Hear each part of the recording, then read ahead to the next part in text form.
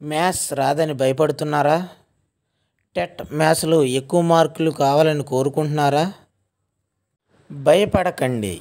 Non maths వారు ఏ topics prepare అవ్వటం వల్ల టెట్లో ఎక్కువ మార్కులు సాధించవచ్చు, అలాగే గత టెట్లో ఎక్కువగా ఏ టాపిక్స్ నుండి బిట్లు అడిగాడో ఈ వీడియోలో చూద్దాం. కాబట్టి స్కిప్ చేయకుండా చివరి వరకు క్షుణ్ణంగా చూడండి. ఇప్పుడు మనం చూసుకున్నట్లయితే గణితం మ్యాథ్స్ నుంచి మనకి 30 మార్కులు వస్తాయి. ఈ 30 మార్కుల్లో కూడా 24 మార్కులు కంటెంట్ నుంచి, 6 మార్కులు మెథడాలజీ నుంచి మనల్ని అడగటం జరుగుతుంది. ఈ 24 మార్కులు మనం సంపాదించాలంటే ఏ టాపిక్ని చదవాలి, ఏ టాపిక్లోంచి ఎక్కువగా క్వశ్చన్లు అడుగుతున్నాడు. ఎందుకంటే నాన్ మ్యాథ్స్ వారికి ప్రతి టాపిక్ కూడా చాలా ఇబ్బందికరంగా ఉంటుంది. ఎందుకు అలా అంటున్నానంటే నేను కూడా ఒక నాన్ మ్యాథ్స్ క్యాండిడేట్నే. సిఈసి తీసుకున్నాను. తర్వాత వీటన్నిటిని అధిగమించి ఇలాంటి స్ట్రాటజీలతోనే మ్యాథ్స్లో నేను 30కి 30 తెచ్చుకోవడం జరిగింది. ఆ స్ట్రాటజీలు ఒకసారి మనం ఇప్పుడు గమనిద్దాం. ఇప్పుడు మనం చూసుకున్నట్లయితే మనకి గణితం కంటెంట్లో 24 మార్కులు 6 చాప్టర్స్ నుండి అడుగుతాడు.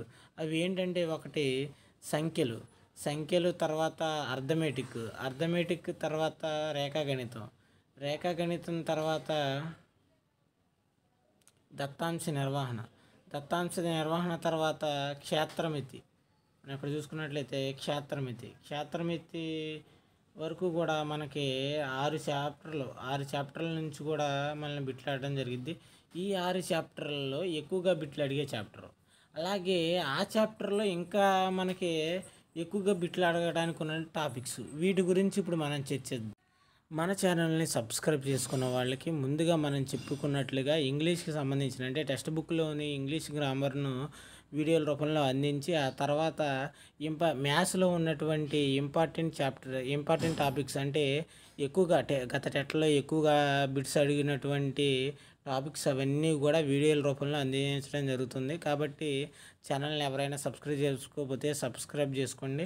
ఇప్పుడు మనం మ్యాథ్స్ కంటెంట్ చూసుకున్నట్లయితే, ఇప్పుడు మనం సంఖ్యలు అనేది హార్ట్ ఆఫ్ ద మ్యాథ్స్ కంటెంట్గా చెప్పవచ్చు. ఎందుకంటే మనకి 24 మార్కుల్లో సంఖ్యల నుంచే 12 మార్కులు అడగటం జరుగుతుంది. అందుకనే మ్యాథ్స్లో సంఖ్యల్ని heart of the maths content అంటారు. ఇప్పుడు మనం చూసుకున్నట్లయితే ఈ సంఖ్యలకి, అలాగే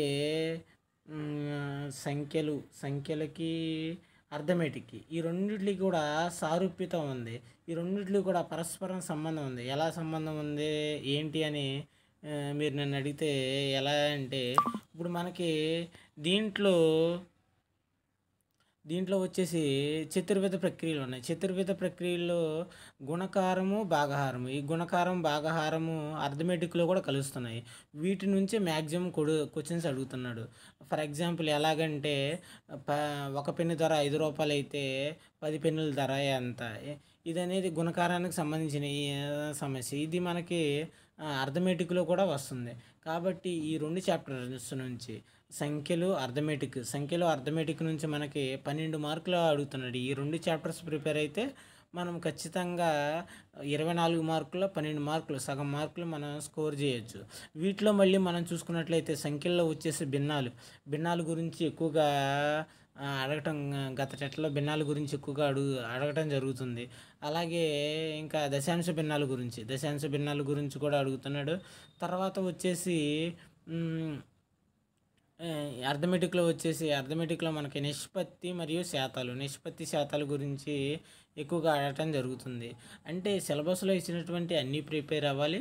కానీ ఇప్పుడు మనం చెప్పుకున్న టాపిక్లు ఎక్కువగా ముందు ప్రిపేర్ అవ్వడం వల్ల ఏమిటంటే బిట్ అడిగే ఛాన్స్ ఎక్కువ ఉంది. కాబట్టి మనకి రేపొద్దున బిట్టు పోదు. కాబట్టి ముందు ఇవి ప్రిపేర్ అయిన తర్వాత సిలబస్ మొత్తం ప్రిపేర్ అవ్వండి. మీరు చూసుకున్నట్లయితే చతుర్విధ ప్రక్రియలో బిట్ అనేది ఖచ్చితంగా పడుతుంది. ఇవి మీకు బిట్టు పోకుండా ఉండాలంటే ఏం చేయాలంటే, టెక్స్ట్ బుక్ వర్క్ బుక్స్ ఉన్నాయి. ఇప్పుడు 5th వరకు వర్క్ బుక్స్ ఉన్నాయి. 5th వరకు వర్క్ బుక్స్లో మీకు చాలా సమ్స్ ఇచ్చాడు. అవి టెక్స్ట్ బుక్లో లేవు.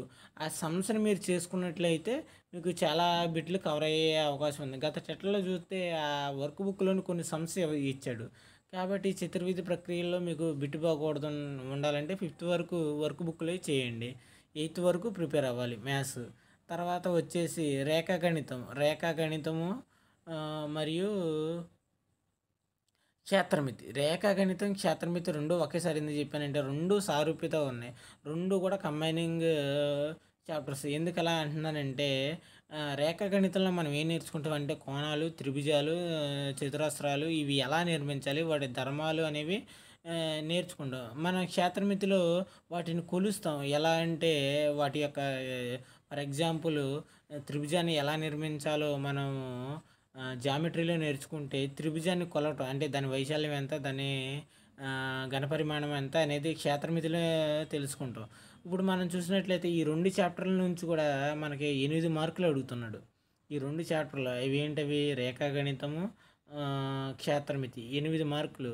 ఇప్పుడు గతంలో మనకి 12 మార్కులు గత రెండు చాప్టర్లు అడిగాడు. అవేంటి, సంఖ్యలు, అర్థమెటిక్ నుంచి 12 మార్కులు అడిగితే మనకి ఈ క్షేత్రమితి అలాగే రేఖాగణితం నుంచి 8 మార్కులు. సగానికంటే మొత్తం మార్కులు ఈ 4 చాప్టర్ల నుంచే వస్తున్నాయి. కాబట్టి మీరు గట్టిగా ఈ రెండు ప్రిపేర్ అవుతే మొత్తం 24కి 20 మార్కులు ఇక్కడే వస్తాయి. మిగిలిన 4 మార్కులు మనకి ఇక్కడ ఇచ్చినటువంటి దత్తాంశ నిర్వహణ అలాగే బీజగణితం నుంచి అడుగుతున్నాడు. ఈ దత్తాంశ నిర్వహణలో కూడా మనం చూసుకున్నట్లయితే బాహుళకము, తర్వాత అంకమధ్యము వీటి గురించి అడుగుతున్నాడు. మీరు ఇవి మనకి ఫస్ట్ క్లాస్ నుంచి కూడా దత్తాంశ నిర్వహణకు సంబంధించినవి ఉన్నాయి. కాబట్టి అవి మీరు టెక్స్ట్ బుక్లో ఫాలో అయితే సరిపోద్ది.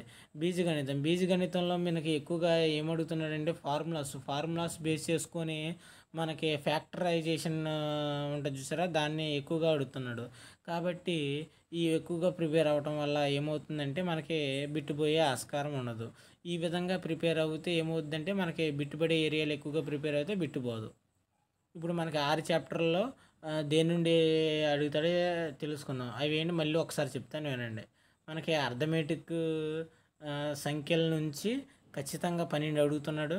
అలాగే రేఖాగణితం, క్షేత్రమితి నుంచి 8 అడుగుతున్నాడు.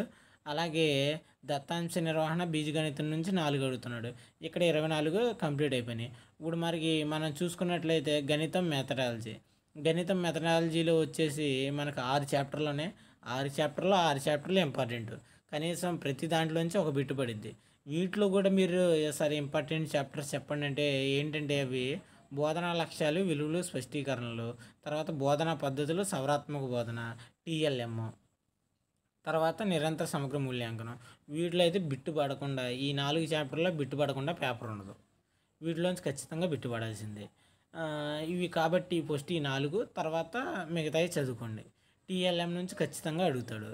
తర్వాత బోధనా పద్ధతుల నుంచి ఒక బోధనా పద్ధతి గురించి అడుగుతాడు, బోధనా లక్ష్యాల గురించి అడుగుతాడు, CCH గురించి అడుగుతాడు. కాబట్టి ఇవి మీరు ముందు చదువుకోండి. తర్వాత మిగిలిన సబ్జెక్ట్ని చదువుకోండి. ఈ విధంగా చదువుకోవడం వల్ల మనకి మ్యాథ్స్లో ఈ విధంగా ప్రిపేర్ అవ్వడం వల్ల మ్యాథ్స్లో మనకి 30కి 30 వచ్చే ఆస్కారం ఉంది. టెక్స్ట్ బుక్లో ఉన్నటువంటి ప్రతి సమ్ము చేయండి. ప్రతి సమ్ము చేస్తే మీకు అనేది మార్క్ అనేది పోదు. ధన్యవాదాలు.